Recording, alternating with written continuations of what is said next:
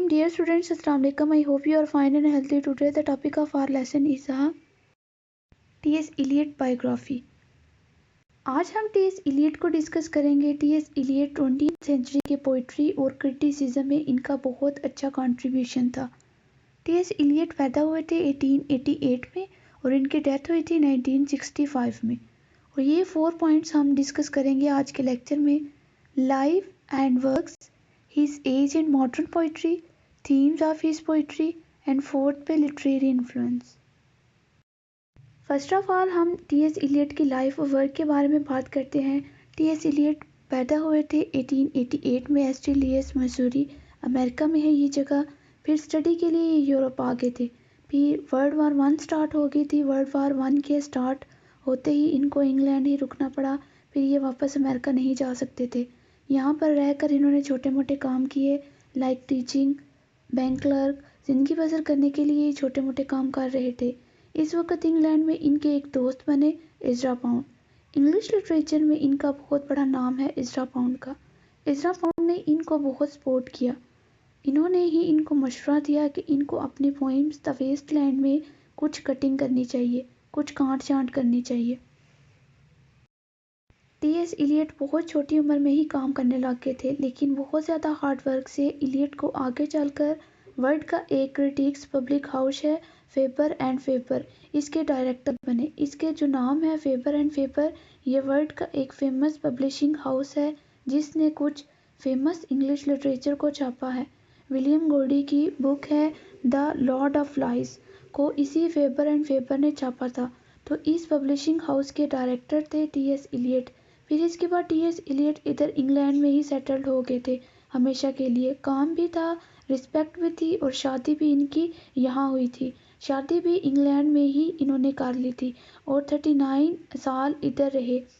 फिर उसके बाद इन्होंने अमेरिकी पासपोर्ट को छोड़ दिया और इंग्लैंड ही सेटल्ड हो गए फॉर एवर के लिए.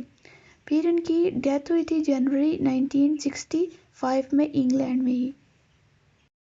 Next, T.S.. इलियट की ऑक्यूपेशन की बात करते हैं. इनका ऑक्यूपेशन क्या था? ये एक पोइट थे, क्रिटिक्स थे, ड्रामाटिस्ट थे, एडिटर भी थे.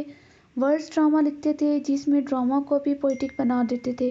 फिर इन्होंने पोइट्री पब्लिश करवाई. विक्टोरियन लिटरेचर और विक्टोरियन रोमांटिक लिटरेचर आखिरी सांस पे था. अब ये क्रिटिक्स भी थे तो इनको 19th सेंचुरी की जो पोइट्री है वो बिल्कुल पसंद नहीं थी, बल्कि ये 16th और 17th सेंचुरी के राइटर्स को ज़्यादा पसंद करते थे. स्टार्ट में पोइम्स लिखी इन्होंने, लेकिन बाद में टी.एस. इलियट ने मज़े के साथ पोइट्रीज लिखी. और इस बात को नकारा नहीं जा सकता कि टी.एस. इलियट एक डिफरेंट पोइट थे और क्रिटिक्स भी थे. लिटरेरी वर्क्स में भी इन्होंने पढ़ाई करने के बाद स्टार्ट किया, स्कूल मैगज़ीन वगैरह में अपनी इमेच्योर पोइम्स को पब्लिश करवाया. फिर इसके बाद 1917 में ये सब पोइम्स को इन्होंने पब्लिश करवाया.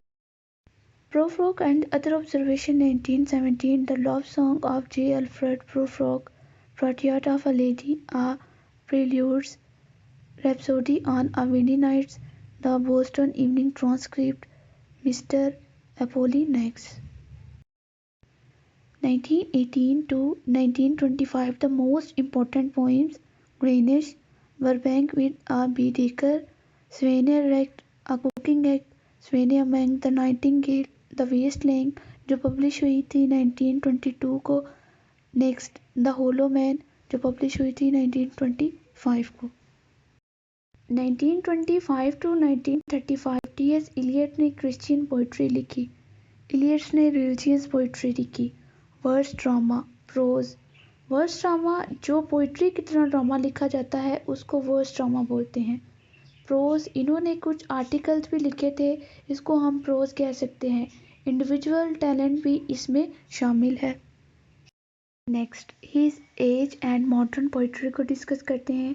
जिस एज में टी.एस. इलियट थे, इस एज का टी.एस. इलियट पर बड़ा इन्फ्लुएंस था, क्योंकि इनके अपने टाइम के सोशल और पॉलिटिकल, इकोनॉमिकल और लिटरेरी टाइम का जो इन्फ्लुएंस इनकी पोइम्स द वेस्ट लैंड में आप देखेंगे.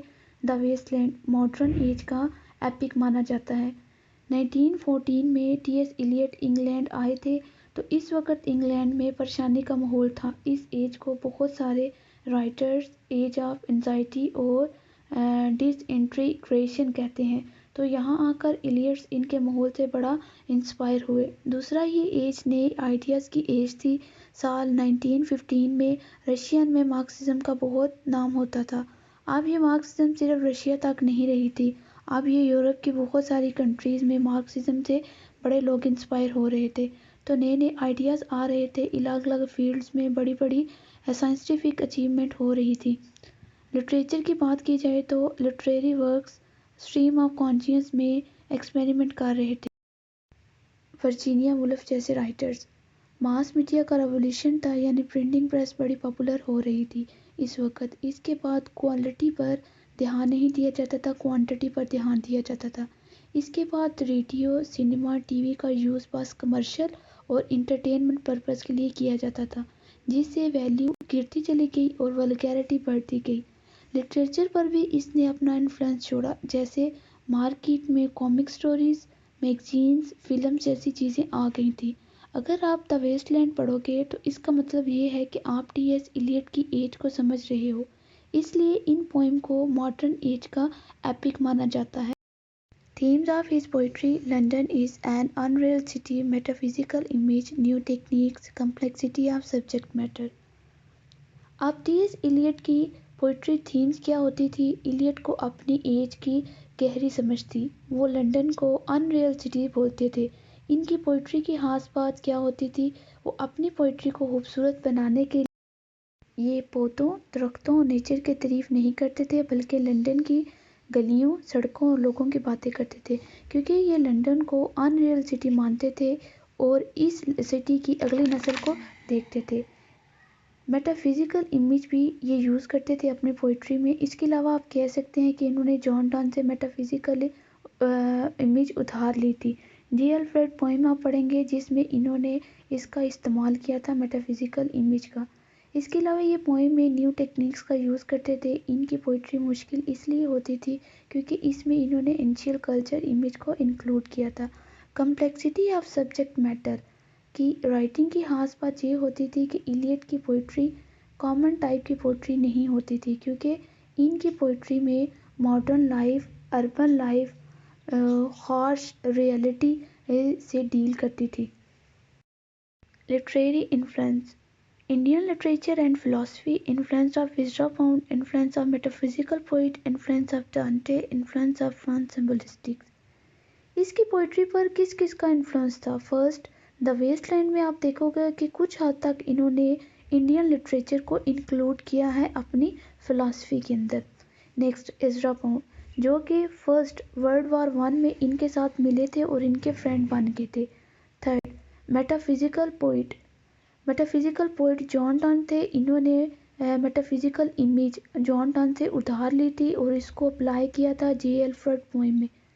تھرڈ، ڈانٹے۔ ڈانٹے سے یہ ڈیوائن کامیڈی انہوں نے لرن کی تھی۔ ڈانٹے، ٹی ایس ایلیٹ ان کو یونیورسل پوئٹ مانتے تھے اور اپنے ورک کو انہوں نے پالش کیا تھا، یہ انہوں نے ان سے سیکھا تھا کہ کیسے پالش کرتے ہیں۔ فورتھ پہ سمبولسٹک کا یوز کیسے کرتے ہیں۔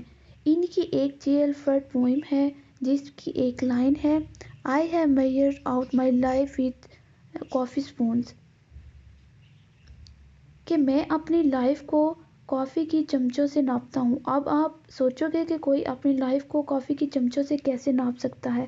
یہ سمبل ہے کہ جے الفریڈ نے اپنی لائف کافی کے پارلر میں بیٹھ کر گزار دی ہے۔